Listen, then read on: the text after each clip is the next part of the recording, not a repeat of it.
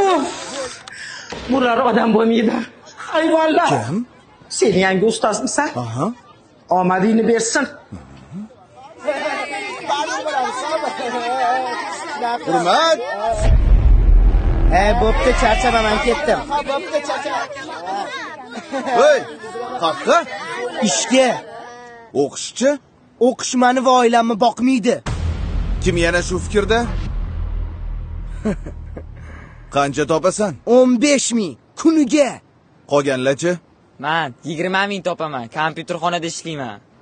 Men 25 ming topaman. Manikyurchiga yordam beraman. Oramizda eng boyi Mirsagatov. Sen qayerda ishlaysan? Bozorda arava tortaman. Kam 30 ming pulim bor kuniga. Sizlar bu narsalarni faxrlanib gapiryapsizlarmi, bolalar? Nima? Qornimizni to'ydirmaydigan beshlar bilan faxrlanaylikmi? Balki kelisharmiz. Nimani kelishmoqchisiz? Har bir baho uchun pul to'layman. Oppa! Вот это поворот! Eng ko'p baho olgan 5 ta o'quvchiga Kuniga 20 mingdan. Yo'q, 25 mingdan. roziman. Voy, qaqqa? Ishdan bo'shashimni aytib keling. Narziqulov doimgidek ikki. Balki oldin tekshirib ko'rarsiz. Voy.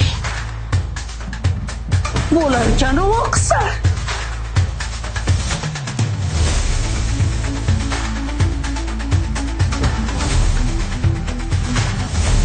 Bizga pul kerak emas.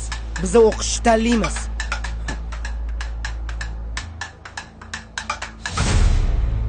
Rosa xursand bo'lsalar kerak. Sovg'a o'zi kimda? Manda. Bo'lla. Ustoz yo'q ekanlar. Assalomu alaykum ustoz. Doston Rustamovich ko'rmadingizmi? Dars tugadi, ketdi. Nega ketadilar? Bugun o'qituvchilar kuni-ku.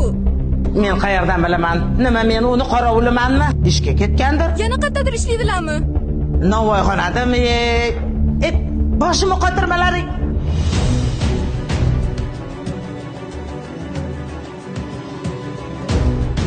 Ustoz, Iya? Kelinglar bolalar, non beraymi?